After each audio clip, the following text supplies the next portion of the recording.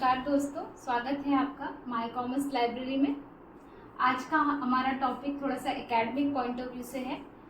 मेरे उन नए नए विद्यार्थियों से जो कि अभी नए नए 11th-12th में आए हैं, या इवन मतलब या फिर एकदम से स्ट्रीम जिन्होंने चेंज किया है। कई बार ऐसा भी होता है कि आर्ट्स वाला बंदा है लेकिन एकदम से कॉमर्स की स्ट्रीम में है, कोई प्रोफेशनल कोर्स कर रहा हो, तो उनके लिए भी है।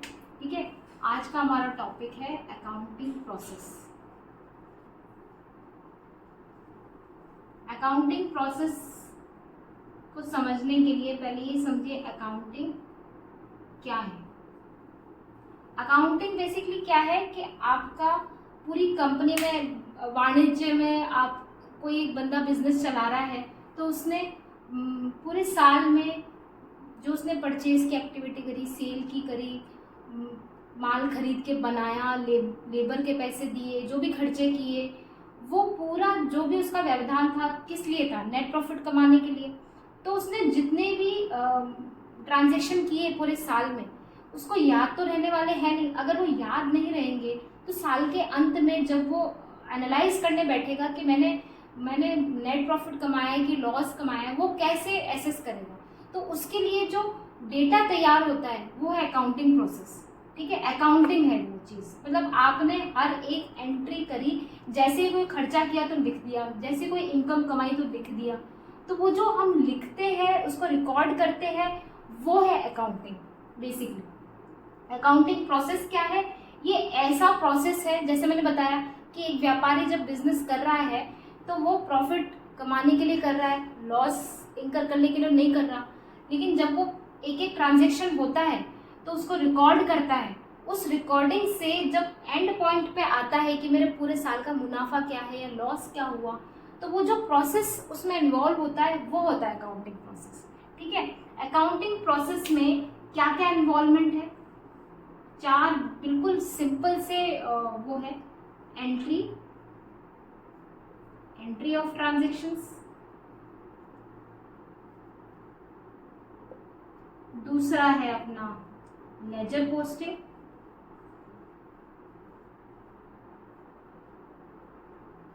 तीसरा है अपना trial balance and financial statements, और चौथा है अपना एनालिसिस ऑफ फाइनेंशियल स्टेटमेंट। ये सबसे इम्पॉर्टेंट एंड रिजल्ट है अपना, इसी के लिए सारी कहानी है। एंट्री ऑफ ट्रांजेक्शन, सिंपल, जो भी ट्रांजेक्शन हुआ, हमने माल खरीदा, फॉर एग्जांपल सेल किया, या हमने परचेज किया, फिर हमने सेल किया, जो भी ट्रांजेक्शन हुआ, हमने लागत लगाई, कैपिटल लगाई, हमने कोई फिक्स्ड एसेट्स खरीदा, ठीक है, हमने किसी को उधार दिया या किसी से उधार लिया। ठीक है, जो भी ट्रांजेक्शन हुआ उसको हम एंटर करते हैं। ठीक है, जैसे सिंपल एक रजिस्टर में हमने एंट्री कर दी, जिसको हम बोलते हैं जर्नल बुक इसके लिए मेंटेन होती है। इस जर्नल बुक में सारी एंट्रीज एक साथ की जाती है।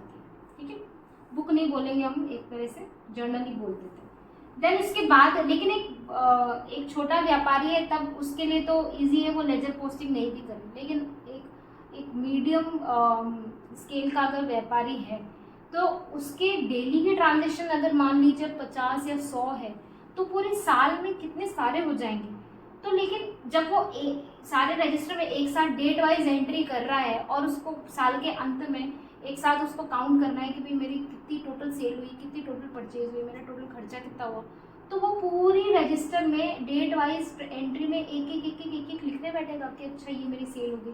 तो it is very cumbersome for him, तो उसके बहुत परेशानी वाला काम हो जाएगा। तो उसके लिए हम लेजर पोस्टिंग करते हैं कि उसकी परेशानी कम हो। ठीक है, तो लेजर पोस्टिंग में क्या होता है, अलग अलग सेल्स का एक लेजर बन गया, एक परचेज का लेजर बन गया, ठीक है, फिक्स्ड एसेट्स का रजिस्टर बन गया। ऐसे अलग अलग रजिस्टर बन जाते हैं जिसमें क्यूमुलेटिव आपकी वो जो जर्नल एंट्रीज हमने डेट वाइज करी है उसकी पोस्टिंग हम यहाँ करते हैं, ताकि साल के अंत में वो समराइज करके देख सके कि पूरे साल की सेल कितनी है, परचेज कितनी है, फिक्स्ड एसेट कितने हैं, खर्चे कितने हैं, मेरे इनकम कितनी है, उसके हिसाब से। ठीक है, ये एक सेल्स बुक या रजिस्टर में हो गई एंट्री। अब इसका भी समराइजेशन, एक ट्रायल बैलेंस, एक पन्ने, 1 पेज, ठीक है, और ज़्यादा है तो 2 पेज में करके एक ट्रायल बैलेंस बनता है, डेबिट और क्रेडिट, इसका समराइजेशन बनता है इस ट्रायल बैलेंस से।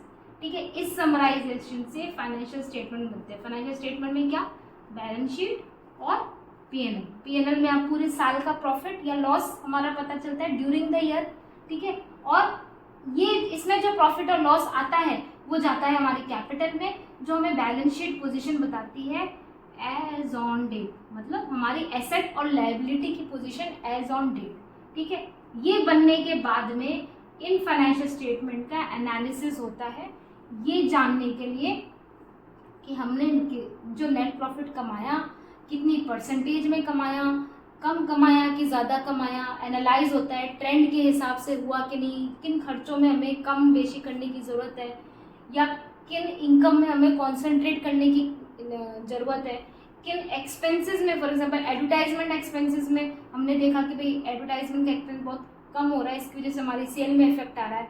तो वो फाइनेंशियल स्टेटमेंट के एनालिसिस से आता है। वो उसके बहुत सारे तरीके, आपने ट्रेंड एनालिसिस कर लिया, आपने रेशियो एनालिसिस कर दिया। रेशियो एनालिसिस का मैंने अलग से एक वीडियो भी डाल रखा है जिसमें डिटेल में हमने डिस्कस किया हुआ है कि what is ratio is all about, ठीक है। फिर आपने कंपैरेटिव किसी और कंपनी के साथ में हम अपनी कंपनी का एनालाइज कर लिया कि भाई उस कंपनी का सेल्स इतना है, हमारा इतना है, हम कितना मार्केट शेयर रखते हैं, वो कितना मार्केट शेयर रखता है, तो उसके हिसाब से हमने अलग अलग पैमाने से हमने कंपैरेटिव एनालिसिस कर दिया।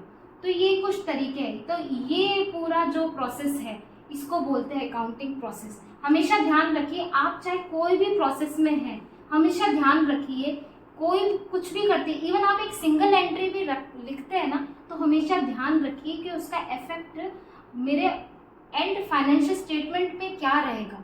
क्योंकि जब तक आपका वो विजन क्लियर नहीं होगा तब तक आप हर एंट्री करने में, हर जगह लेजर पोस्टिंग करने में हमेशा गलती करेंगे। एक छोटा सा एग्जांपल इससे मैं रिलेट करूँगी। मतलब जब ऑडिटिंग के टाइम पे जो बच्चे सीए करते हैं उनकी ट्रेनिंग्स होती है, देन उनको ऑडिट पे भेजा जाता है और वो चेक करते हैं कंपनीज की रोज की वाउचर्स, एक्सपेंसेस जो भी उन्होंने किए कि भाई सही किए कि नहीं किए, उसके हिसाब से उनको जाते हैं, वो जाते हैं। एंड देन अगर कुछ गलती उनको नोट होती है तो वो वाउचिंग एंट्रीज या लेजर स्क्रूटनी में वो एंट्रीज लिखते हैं कि यहाँ उनको गलत लगता है, इसके हिसाब से ये ऐसा होना चाहिए। तो मेरा एक स्टूडेंट था, वो आया, मैंने पूछा कि भाई आज का क्या था, ऑडिट में क्या किया, तो उसने बोला कि भाई मैंने आज वाउचिंग की एंट्री करी है और ये मेरे वाउचर एंट्रीज हैं और यहाँ मुझे ये गलती मिली। तो it was like 2 or 3 pages vouching entry, इसमें इसने बहुत कुछ लिख रखा था कि भाई यहाँ ये गलती हुई है, यहाँ पे ये गलती हुई है।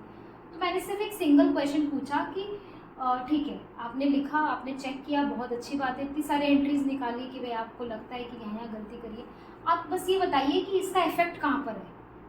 तो वो जवाब नहीं दे पाया कि भाई आपने एक गलती निकाली है, आपको पता होना चाहिए ना वो गलती निकाली तो उसका इफेक्ट कहाँ है, कैश बुक में है कि बैलेंस बैंक बुक में है या रिकन्सिलेशन में कुछ एरर है। उससे मैनेजमेंट को, बिजनेस में, व्यापारी को जिसके लिए ऑडिट हो रही है जानने के लिए उसको समझाना भी तो पड़ेगा ना कि भाई वो गलती से उसको फ़र्क क्या पड़ेगा बेसिकली। तो इसीलिए मैं बोल रही हूँ हमेशा इफेक्ट ध्यान में रखिए कि कोई भी आप एंट्री करें, लेजर पोस्टिंग करें, बैलेंस शीट या फाइनेंशियल स्टेटमेंट भी करें, ट्रायल बैलेंस बनाए, तो आपको पता रहे कि भाई इसका इफेक्ट कहाँ पर है। एक आजकल नया फैसिनेटिंग वर्ड मार्केट में चल रहा है जिसका नाम है फाइनेंशियल मॉडलिंग। कॉमर्स या नॉन कॉमर्स कितने भी स्टूडेंट हैं, अगर उन्होंने ये वर्ड अगर सुना हो फाइनेंशियल मॉडलिंग, तो मैं बता दूं कि आप लोगों को ने वर्ड सुन के ना घबराने की ज़रूरत नहीं है, ठीक है। बस मैं ये बोलूँ कि आप बस नाम चेंज हो गया है, बाकी चीज़ वही है, ठीक है। आप ये बोल दीजिए कि मेरे सारे प्रोसेस में इन्वॉल्व ना होके सीधा शॉर्टकट तरीके से कर रहे हैं, इसको फाइनेंशियल मॉडलिंग कर कह दिया, ठीक है। तो उसको घबराए नहीं। जैसे आपको बोले कोई कि भाई फाइनेंशियल मॉडलिंग आती है, तो बिल्कुल घबराने की ज़रूरत नहीं है। फाइनेंशियल मॉडलिंग क्या बोलती है, बस कि आपको कोई टूल्स यूज़ कर लेंगे, वो एक्सेल यूज़ कर लेंगे या और कोई सॉफ्टवेयर यूज़ कर लेंगे, ठीक है। जहाँ हम एक जर्नल एंट्री करते हैं, फिर सेल्स बुक वगैरह में एंट्री वगैरह इस प्रोसेस से करते हैं, फाइनेंशियल मॉडलिंग डायरेक्ट करती है। बस इतना ही फ़र्क है, इतना ही फ़र्क। कोई भी एक एंट्री ले लीजिए, for example cash to capital, ठीक है, उन्होंने सिलेक्ट कर लिया कैश और कैपिटल। आपको पता होना चाहिए कि कैश और कैपिटल बैलेंस शीट में इफेक्ट कहाँ पर है। मैंने टी शेप की बनाई है और आजकल वर्टिकल शेप की मिलती है, लेकिन टी शेप की प्रोप्राइटर पार्टनरशिप फॉर्म में अभी भी चलती है, बट इस फॉर्म में बनाई। तो आपको पता है कि कैश आपका एसेट है तो इस साइड आएगा और कैपिटल आपकी लाइबिलिटी साइड में आएगी, तो आपने सीधा ही इसका इफेक्ट, इस एंट्री का इफेक्ट सीधा ही यहाँ दे दिया। तो आपकी बैलेंस शीट की यहाँ होगी, यहाँ सीधा, यहाँ से सीधा आपने एनालाइज कर लिया। तो उसमें क्या किया, लेजर, पोस्टिंग और ट्रायल बैलेंस, और ये दोनों जो स्टेप है ना वो खा गया।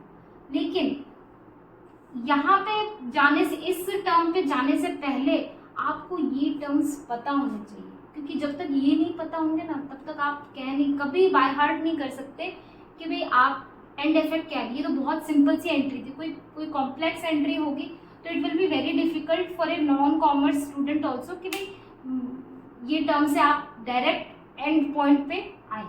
तो इससे नहीं घबराए, ठीक है, it's just another name of accounting process. ठीक है, चलिए आज के लिए इतना ही। Please like and subscribe. Thank you.